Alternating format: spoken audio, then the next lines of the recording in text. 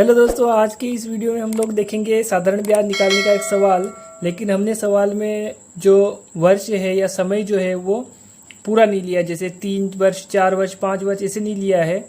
हम यहाँ पे देखेंगे 2 वर्ष 6 माह, यानी कि ऐसे सवाल में कठिनाई होती है। तो ये वाले सवाल कैसे हल करते हैं हम लोग ये देखेंगे।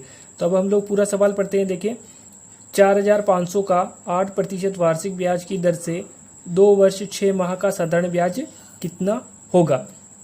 यानी कि हमारे पास में यहाँ पे क्या क्या दिया हुआ है तो हम लोग लिख लेते हैं। यहाँ पे जो अपने पास में मूलधन जो है वो दिया हुआ है 4500 रुपये, ठीक है। उसके बाद में जो दर है वो दी हुई है 8%, और ये वार्षिक ब्याज है, यानी कि 1 वर्ष के बाद में ब्याज की गणना होती है, ठीक है।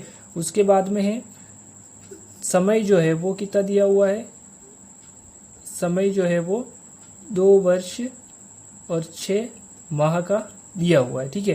तो अब सबसे पहला इसी समय को हल करना आ गया तो आप लोग ये आराम से कर सकते हैं, क्योंकि हम सभी को पता है कि साधारण ब्याज का जो सूत्र होता है वो होता है मूलधन गुणित दर गुणित समय बटा 100 होता है, ठीक है। लेकिन सबसे पहले आप लोग को ये समय जो है उसको ध्यान से लिखना है, क्योंकि यहाँ पे 2 वर्ष 6 माह, तो इसको हम लोग कैसे लिखेंगे, वहाँ पे मूलधन गुणित दर गुणित समय वाले भाग में अगर वहाँ पे केवल 2 होता तो 2 लिख सकते थे अपन, लेकिन यहाँ पे 2 वर्ष 6 माह है तो उसको लिखना सीख जाना चाहिए आप लोगों को।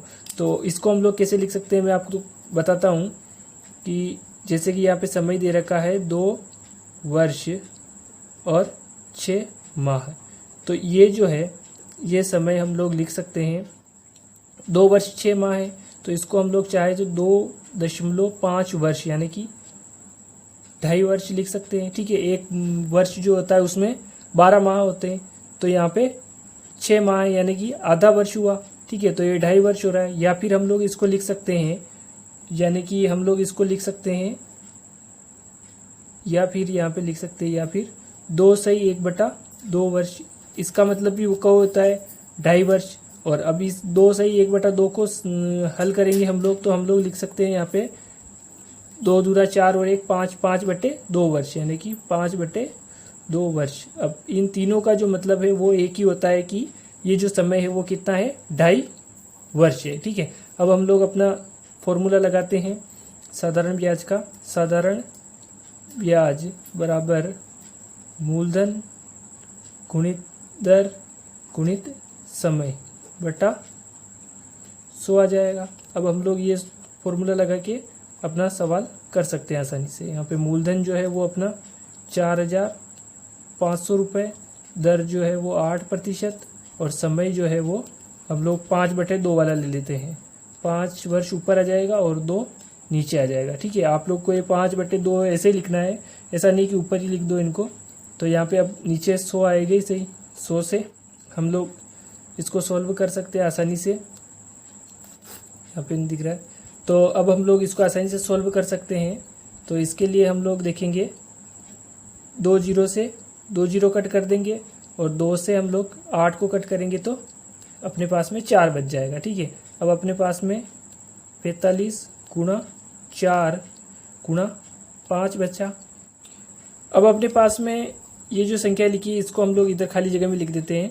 अपने पास में 45 गुणा 4 का 5 में गुणा कर देंगे तो 20 आ जाएगा, है ना। तो 20 बचा। तो अब हम लोग इसको सॉल्व करेंगे।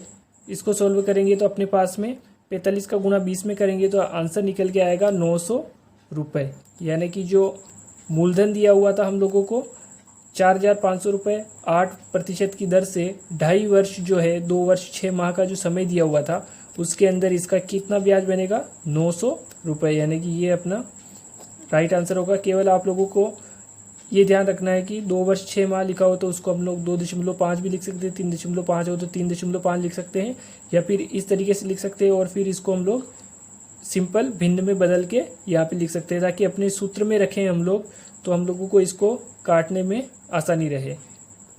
धन्यवाद।